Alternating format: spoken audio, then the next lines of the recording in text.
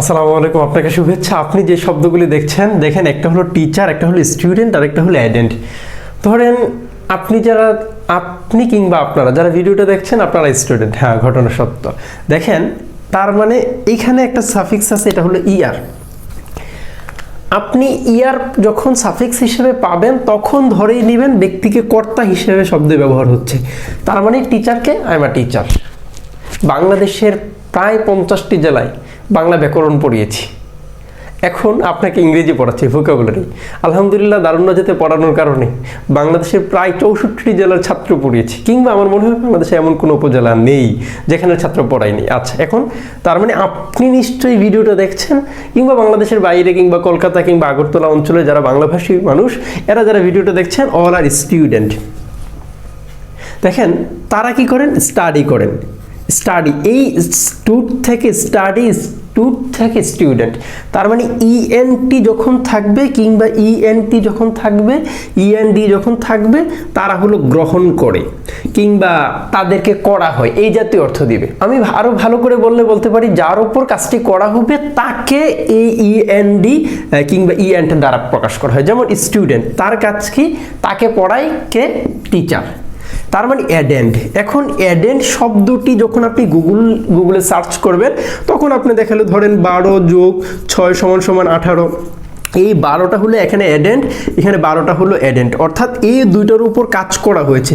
কাজ করে আপনি কি করলেন, 18 বের করলেন। এখন তাহলে আমি যদি বলি 12 - 6 তখন কত হবে, তখন আপনার এই যে 12 কিংবা এই যে 6, তখন আমি 12 থেকে বিয়োগ করলাম, বিয়োগ কি হবে, এখানে 6। এখন ব্যাপার হলো আমি এই 12কে ইংরেজিতে কি বলবো, এটা হলো জানার বিষয়।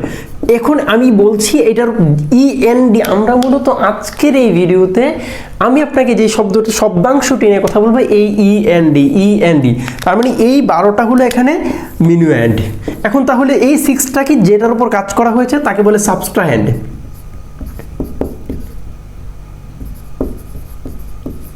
এখন আপনি চিন্তা করে দেখেন, এই ইএনডি এখানেও আছে, তার মানে এই ইএনডি মানে হলো এই 6 এর উপর কাজ করা হয়েছে।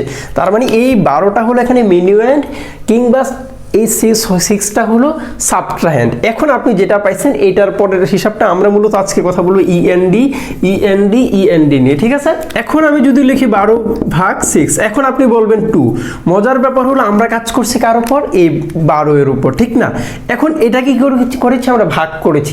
কিভাবে ভাগ করেছি, তখন এই ইংরেজিতে এটা টার্মটা কি, এটা ইংরেজিতে কি বলে, এটা হলো আমাদের জানার বিষয়। তখন আমরা লিখবো ডিভিডেন্ড।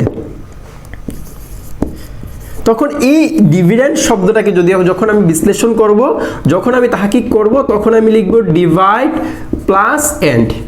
অর্থাৎ এইখানের দুইটা এন্ড, এখানে দুইটা ই থাকার কারণে একটা ই রিডাকশন হয়েছে, একটাই ডিলিট হয়েছে, একটা ইকে আমরা বাদ করে দিয়েছি। এইভাবে অর্থাৎ যার উপর কাজ করা হয়, এটা আপনি কর্মবাচ্য হিসাব করতে পারেন, কিংবা ভাববাচ্য হিসাব করলে আপনি মানে যার উপর কাজ করা হয়, ঠিক আছে। এটা কর্মটাকে ধরেই আমরা আগাই। তার মানে ইএনডি। এখন আমাদের যখন আমরা অ্যাডেন্ডা নিয়ে আলোচনা করেছিলাম, খেয়াল করেন অ্যাডেন্ড। এখন এই অ্যাডেন্ডের সাথে, এখন আমরা অ্যাডেন্ড বলতে আমরা 12 আর 6কে বুঝিয়েছিলাম। এখন তাহলে এ কিংবা আবার অ্যাডেন্ডা, আবার লেখা হয় অ্যাডেন্ডাম। এখন দেখেন এখানেও আমরা এ দিয়েছি, এখানে আমরা ইউএম দিয়েছি। এই জিনিসটা হলো সিঙ্গুলার এবং প্লুরালের সাথে সম্পৃক্ত। ইউএম থাকলে প্লুরাল হয়, এ থাকলে সিঙ্গুলার হয়। আজকের আলোচনার বিষয় আমার এটা না, এরপরেও যেহেতু আপনার মনে হয়েছে কিংবা কাছাকাছি, এজন্য এটা দেখিয়ে দিলাম। আমরা মূলত আজকের আলোচনা কি নিয়ে করতেছি, ইএনডি, ঠিক আছে। এখন দেখেন আমি আপনাকে আবার বলছি, আমরা আজকে মূলত কথা বলছি যার উপর করা হয়। তার মানে ইএনডি, এইটা নিয়ে আমাদের ভিডিও, যার উপর কাজ করা হয়। যেমন লিজেন্ড, আমরা একটা ভিডিও বানাবো লেগ নিয়ে, এলইজি থাকলে 3 ধরনের অর্থ দেয়। এর মাঝে একটা অর্থ হলো রিড মানে কি, পড়া। এই পড়ার বলতে আমরা ঢাকা বিশ্ববিদ্যালয়ে দেখেছি রিডিং রুমে কত নীরব নিস্তব্ধভাবে পড়ে। এই লেগ নিয়ে আমরা মূলত একটা ভিডিও বানাবো, যেখানে লিজেন্ড। এখন আমরা লিজেন্ড বললে একজন মৃত্যুঞ্জয়ী মানুষকে বুঝি, একজন মানে একজন অসাধারণ মানুষকে বুঝি, যেই মানুষকে আমরা পড়ি, কিংবা একজন খুব বেশি প্রমিনেন্ট মানুষ, তার মানে এই মানুষটাকে পড়া হয় END। এখন আসি রেভারেন্ড। এই রেভারেন্ড মানে কি, যাকে আমরা ভালো বাংলায় লিখতে পারি সম্মানিত।